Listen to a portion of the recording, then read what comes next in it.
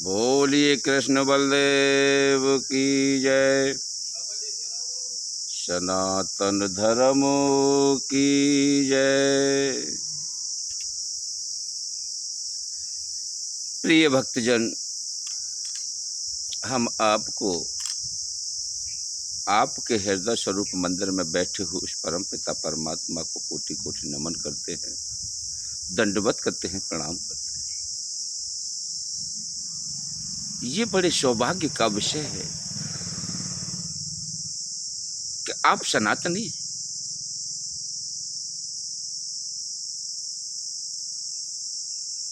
और सनातनी उस परम पिता परमात्मा की अमृतमयी कथा को श्रवण करता है और अपने भावों को प्रकट करता है, वो भी दूसरों को कराते रहना चाहिए।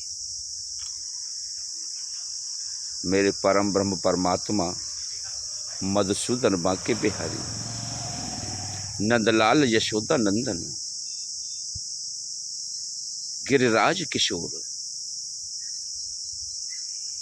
अनन्य नामों वाले भगवान श्री कृष्ण जब काली दह में कूद गए और वहां कूद जाने के बाद में मेरे प्रिय भक्तों, काले नाग के पास जब पहुंचे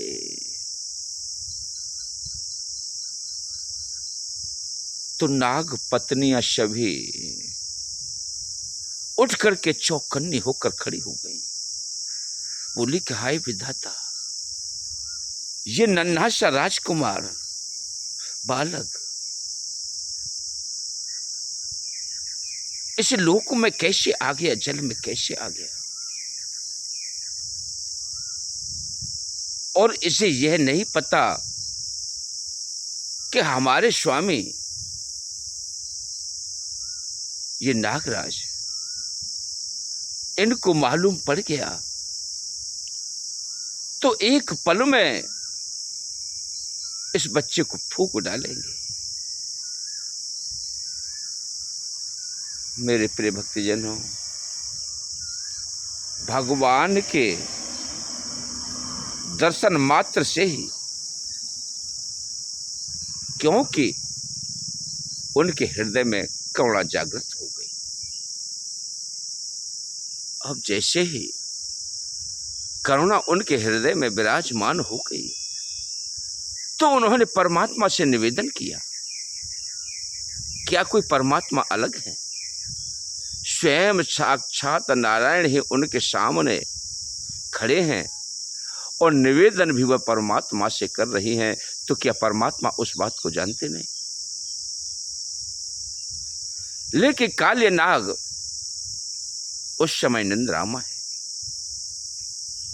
और मेरे प्रिय भक्तजनों, जब काले नाग निंद्रामा है और वहीं पर ये पहुंच जाते हैं तो कहते हैं कि ए मैया जगाओ जगाओ, अपने पति को जगा दो। अब तो नाग पत्नियां कहती हैं, अरे बालक, अभी तू नहीं जाने है, हमारा स्वामी बहुत खतरनाक है,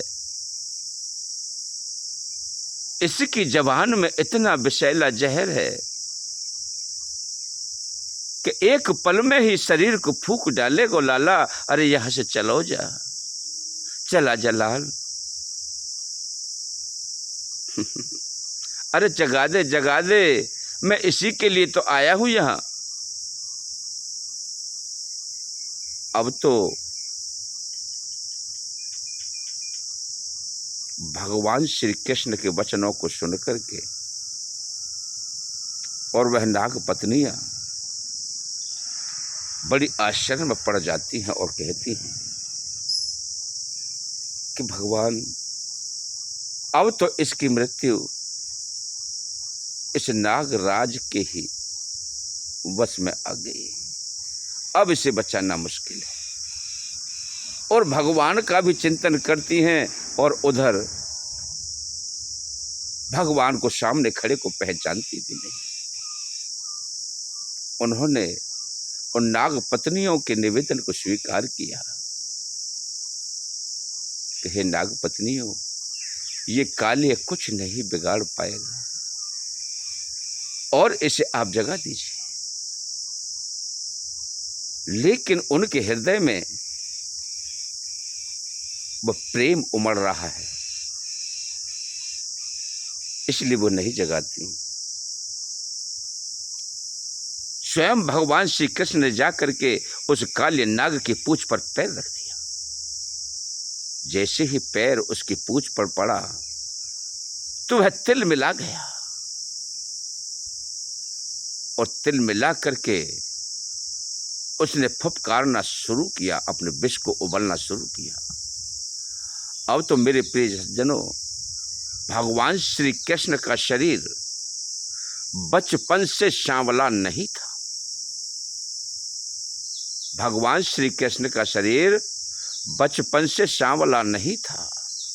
जब काल्य नाग के विष का प्रभाव हुआ तो वह सारा शरीर नीलांबुज हो गया।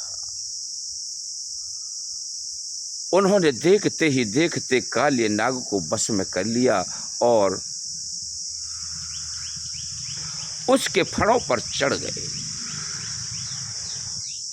अब नाग पत्नियां उनकी आरती वंदन करती हैं, हे प्रभु, हे जनार्दन, हे मधुसूदन, आप हमारे स्वामी के प्राणों की रक्षा कर दें, इनको छोड़ दें, हम विधवा हो जाएंगे हे नाथ, हमारा फिर कोई नहीं है।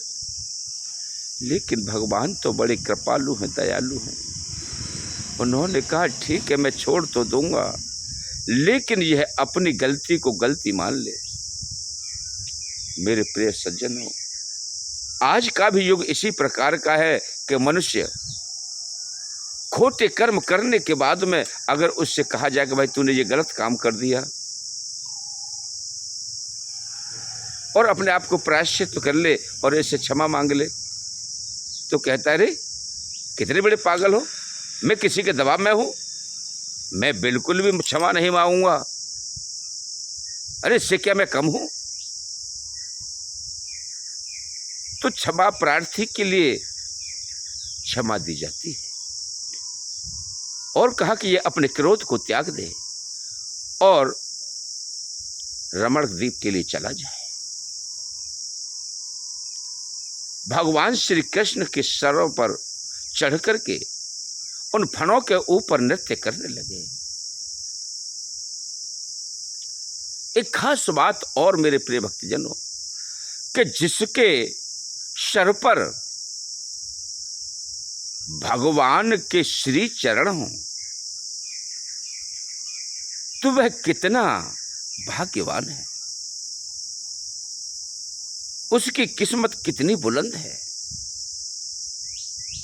एक विषधर होने के नाते भी, अरे भगवान के चरणों में बड़े बड़े संत, ऋषि, मुनि, महात्मा, विद्वान जन, ब्राह्मण जन, बड़े बड़े तपेश्वरी, अरे उनके चरण कमलों के लिए तरसते हैं, विराजते हैं कि एक पल के लिए उनका दर्शन मिल जाए। और वह काली नाग कितना भाग्यशाली है कि उसके फणों पर स्वयं भगवान चढ़ करके नृत्य कर रहे हैं। अब मेरे प्रिय सज्जनों, उसकी तो किस्मत स्वयं ही चमक जाती है, जिस पर भगवान अपनी कृपा कर देते हैं, जिस पर चरण रख देते हैं, तो वह भगवान का शरणार्थी नहीं, वो स्वयं ही भगवान बन जाता है, जिसके ऊपर भगवान विराजमान है।